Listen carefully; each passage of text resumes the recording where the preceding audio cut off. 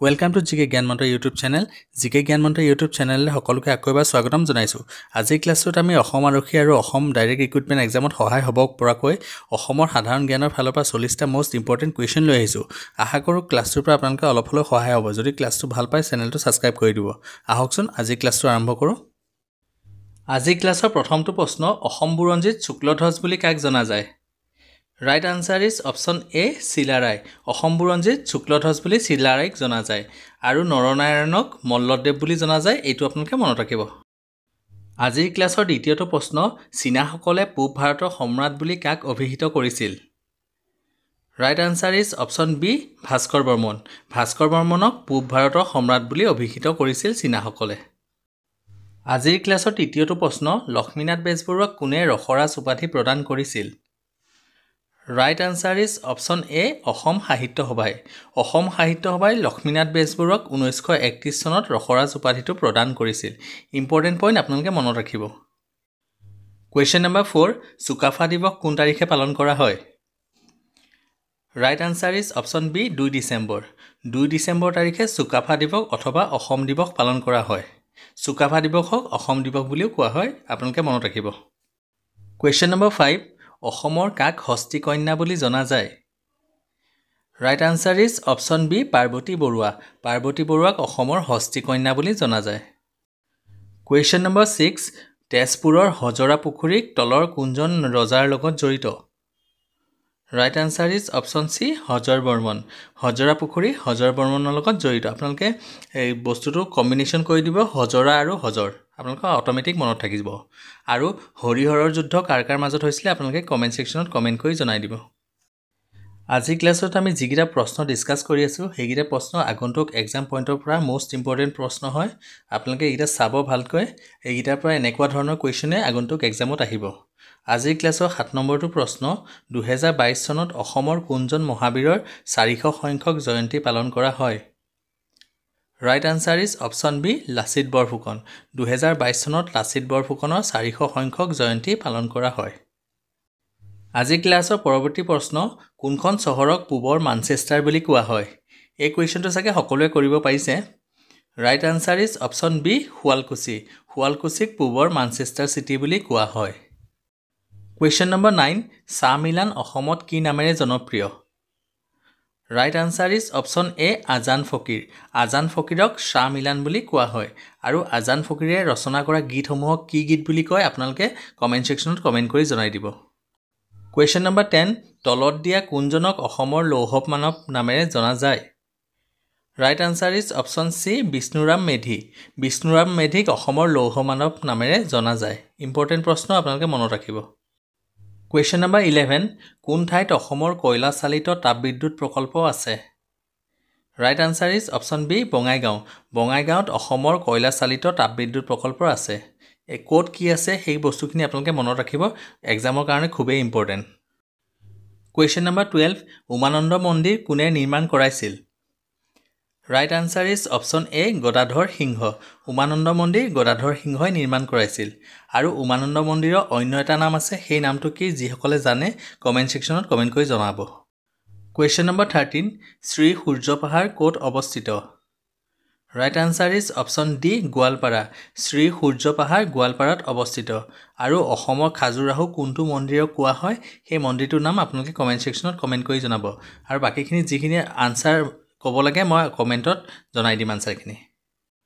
Question number 14 2023 চনৰ অসম সাহিত্য সভা ক'ত অনুষ্ঠিত হৈছিল?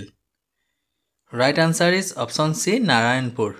এই কুৱেশ্যনটো কাৰেণ্ট এফেয়াৰ্ছৰ ফালৰ পৰাও ইম্পৰ্টেন্ট, আপোনালোকে ভালদৰে চাব। কুৱেশ্যন নম্বৰ 15 যোৰহাট সাৰ্বজনিক সভা কোনে প্ৰতিষ্ঠা কৰিছিল? Right answer is option A, Jagannath Barua. এইটো আপোনালোকে মনত ৰাখিব যে যোৰহাট আৰু জগন্নাথ দুইটাৰে জে দি আৰম্ভ হয়। এইটো এটা ট্ৰিক লগাই ল'ব, আপোনালোকে সহজতে মনত থাকি যাব। কুৱেশ্যন নম্বৰ 16 অসম এছ'চিয়েশ্যন কেতিয়া গঠন হৈছিল? Right answer is option C, 1903 চনত। 1903 চনত অসম এছ'চিয়েশ্যন মানিক চন্দ্ৰ বৰুৱাই গঠন কৰিছিল আৰু অসম এছ'চিয়েশ্যনৰ প্ৰথমখন অধিৱেশন ডিব্ৰুগড়ত 1905 চনত হৈছিলে। এই তিনিটা পইণ্ট আপোনালোকে মনত ৰাখিব। কুৱেশ্যন নম্বৰ 17 অসম সাহিত্য সভাৰ প্ৰথম সভাপতি কোন আছিল? Right answer is option C Padmanath Gohain Barua. Padmanath Gohain Barua Asom Sahitya সভাৰ প্ৰথম সভাপতি আছিল। কুৱেশ্যন নম্বৰ 18 অসম সাহিত্য সভাৰ বৰ্তমানৰ সভাপতি কোন? Right answer is option B doctor Suryakanta Hazarika. আৰু আপোনালোকে কেইটামান পইণ্ট মনত ৰাখিব যে অসম সাহিত্য সভা প্ৰথমতে গঠন হৈছিল 1917 চনত আৰু অসম সাহিত্য সভাৰ হেডকোৱাৰ্টাৰ আছে চন্দ্ৰকান্ত সন্দিকৈ ভৱন যোৰহাটত। আৰু অসম সাহিত্য সভাৰ যিটো এমব্লেম আছে সেই এমব্লেমটোত কি লিখা আছে বুলি সুধিলে আমাৰ আনচাৰ হ'ব চিৰচেনেহী মোৰ ভাষা জননী। এইকেইটা পইণ্ট আপোনালোকে মনত ৰাখিব। কুৱেশ্যন নম্বৰ 19 অসমৰ সৰ্বোচ্চ নাগৰিক সন্মান অসম বৈভৱ প্ৰথমবাৰৰ বাবে কোনে লাভ কৰিছিল? ৰাইট আনচাৰ ইজ অপশ্যন এ ৰতন টাটা। ৰতন টাটাই সৰ্বোচ্চ নাগৰিক সন্মান অসম বৈভৱ প্ৰথমবাৰৰ বাবে লাভ কৰিছিল আৰু ৰিচেণ্টলি আমাৰ ডক্টৰ তপন শইকীয়াদেৱে অসম বৈভৱ বঁটা লাভ কৰিছে। আজিৰ পৰৱৰ্তী প্ৰশ্ন অসমৰ প্ৰথম স্নাতক ডিগ্ৰী কোনে লাভ কৰিছিল? Right answer is option A Anandaram Barua. Anandaram Barua হৈছে অসমৰ প্ৰথম স্নাতক ডিগ্ৰীধাৰী ব্যক্তি। কুৱেশ্যন নম্বৰ 21 অসমৰ কোনটো দ্বীপক ময়ূৰ দ্বীপ অথবা পিকক আইলেণ্ড নামেৰে জনা যায়? Right answer is option D Umananda. উমানন্দক পিকক আইলেণ্ড নামেৰে জনা যায়। আজি পৰৱৰ্তী প্ৰশ্ন অসমৰ ৰাজ্যিক সংগ্ৰহালয় ক'ত অৱস্থিত? Right answer is option A Guwahati. Question number 23 বৰ্তমান অসম আৰক্ষীৰ সঞ্চালক প্ৰধানজনৰ নাম কি? Right answer is option C GP. Singh. তেওঁৰ সম্পূৰ্ণ নামটো হৈছে জ্ঞানেন্দ্ৰ প্ৰতাপ সিং। আজি পৰৱৰ্তী প্ৰশ্ন সপ্ততীৰ্থ বুলি কোনখন ঠাইক জনা যায়? Right answer is option C Tezpur. তেজপুৰক সপ্ততীৰ্থ বুলি জনা যায়। ইম্পৰ্টেণ্ট কুৱেশ্যন আপোনালোকে নোট ডাউন কৰি ল'ব। কুৱেশ্যন নম্বৰ 25 কোনখন ৰাজ্যক ভাৰতৰ ৰত্ন অলংকাৰ অথবা জুৱেল অফ ইণ্ডিয়া বুলি জনা যায়? Right answer is option A Manipur. মণিপুৰক ভাৰতৰ ৰত্ন অলংকাৰ অথবা জুৱেল অফ ইণ্ডিয়া বুলি জনা যায়। কুৱেশ্যন নম্বৰ 26 অৰুণ উদয় দেশ বুলি কোনখন দেশক জনা যায়? Right answer is option B Arunachal Pradesh. Arunachal Pradesh অৰুণ উদয় দেশ অথবা লেণ্ড অফ ডাউনলিড মাউণ্টেইনছ বুলি জনা যায়। কুৱেশ্যন নম্বৰ 27 কোনখন ঠাইক অসমৰ স্কটলেণ্ড বুলি জনা যায়? Right answer is option C Haflong. হাফলঙক অসমৰ স্কটলেণ্ড বুলি জনা যায়। কুৱেশ্যন নম্বৰ 28 কোনখন ঠাইক পূবৰ ছুইজাৰলেণ্ড বুলি জনা যায়? Right answer is option D Nagaland. নাগালেণ্ডক পূবৰ ছুইজাৰলেণ্ড বুলি জনা যায়। কুৱেশ্যন নম্বৰ 29 কোনখন ঠাইক পূবৰ স্কটলেণ্ড বুলি জনা যায়? ৰাইট আনচাৰ ইজ অপশ্যন এ মেঘালয়। যদি অপশ্যনত মেঘালয় থাকে মেঘালয় দিব, নহ'লে শ্বিলং আহিলে শ্বিলং দিব। শ্বিলং বা মেঘালয় যিকোনো এটা থাকিলেই আপোনালোকে টিক কৰিব। কুৱেশ্যন নম্বৰ 30 কোনখন ঠাইক অসমৰ সাংস্কৃতিক ৰাজধানী অথবা কালচাৰেল কেপিটেল অফ আছাম বুলি জনা যায়? Right answer is option C Jorhat. যোৰহাটক অসমৰ কালচাৰেল কেপিটেল অথবা সাংস্কৃতিক ৰাজধানী বুলি জনা যায়। কুৱেশ্যন নম্বৰ 31 কোনখন ৰাজ্যক ৰঙা নদী আৰু নীলা পাহাৰ অথবা the land of red river and blue hills বুলি জনা যায়? Right answer is option A Assam. অসমক the land of red river and blue hills বুলি জনা যায়। কুৱেশ্যন নম্বৰ 32 কোনখন ঠাইক অসমৰ চাহৰ ৰাজধানী অথবা টি কেপিটেল অফ আছাম বুলি কোৱা হয়? Right answer is option C Jorhat.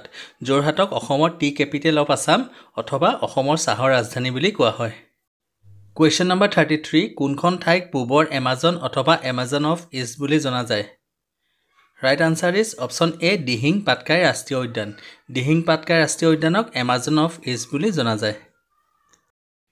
Question number 34 অসমৰ পঞ্চতীৰ্থ বুলি কোনখন ঠাইক জনা যায়? Right answer is option B Hajo. হাজোক অসমৰ পঞ্চতীৰ্থ বুলি জনা যায়। কুৱেশ্যন নম্বৰ 35 কোনখন খেলৰ বাবে আহঁতগুৰি বিখ্যাত? Right answer is option C ম'হ যুঁজৰ বাবে আহঁতগুৰি বিখ্যাত। যিসকলে বৰ্তমানলৈকে চেনেলটো ছাবস্ক্ৰাইব কৰা নাই কাইণ্ডলি চেনেলটো ছাবস্ক্ৰাইব কৰি দিব যাতে আপোনালোকে এনেকুৱা এক্সাম ৰিলেটেড ভিডিঅ' পাই থাকে। কুৱেশ্যন নম্বৰ 36 মেডাম মেফি কেতিয়া পালন কৰা হয়? Right answer is option A 31 জানুৱাৰী। মেডাম মেফি 31 জানুৱাৰীত পালন কৰা হয়। আৰু মেডাম মেফি কোনে পালন কৰে সেইটো আপোনালোকে কমেণ্ট ছেকশ্যনত কমেণ্ট কৰি জনাব।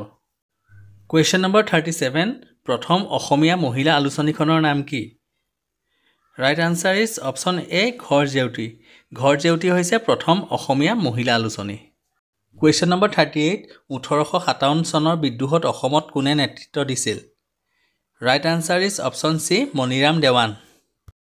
কুৱেশ্যন নম্বৰ 39 মণিকৰ্ণেশ্বৰ পাহাৰৰ ওচৰত কানাই বৰশী শিলালিপি কোন ভাষাত পোৱা যায়? Right answer is option B Asomiya Manikarneswar পাহাৰৰ ওচৰৰ কানাই বৰশী শিলালিপি অসমীয়া ভাষাত পোৱা যায় ইম্পৰ্টেণ্ট কুৱেশ্যন আপোনালোকে মনত ৰাখিব কুৱেশ্যন নম্বৰ 40 প্ৰথম অসমীয়া ধৰ্মমূলক ছবিখনৰ নাম কি right answer is option C Sati Beula প্ৰথম অসমীয়া ধৰ্মমূলক ছবিখন হ'ল সতী বেউলা আজিৰ ক্লাছৰ শেষৰটো প্ৰশ্ন আপোনালোকলৈ আগবঢ়ালোঁ এভাৰেষ্ট শৃংগ আৰোহণ কৰা প্ৰথম অসমীয়া কোন এই প্ৰশ্নটোৰ উত্তৰ আপোনালোকে কমেণ্ট ছেকশ্যনত কমেণ্ট দি জনাব আৰু আজিৰ ক্লাছটো কেনেকুৱা পালে সেইটো জনাবলৈ নাপাহৰিব আজি যিকেইটা কুৱেশ্যন আলোচনা কৰিলোঁ আগন্তুক এক্সাম পইণ্টৰ পৰা মষ্ট ইম্পৰ্টেণ্ট কুৱেশ্যন আপোনালোকে ভালদৰে চাব আৰু যিসকলে বৰ্তমানলৈকে চেনেলটো ছাবস্ক্ৰাইব কৰা নাই কাইণ্ডলি চেনেলটো ছাবস্ক্ৰাইব কৰি দিব আজিৰ ক্লাছটো ইয়াতে শেষ কৰিছোঁ ধন্যবাদ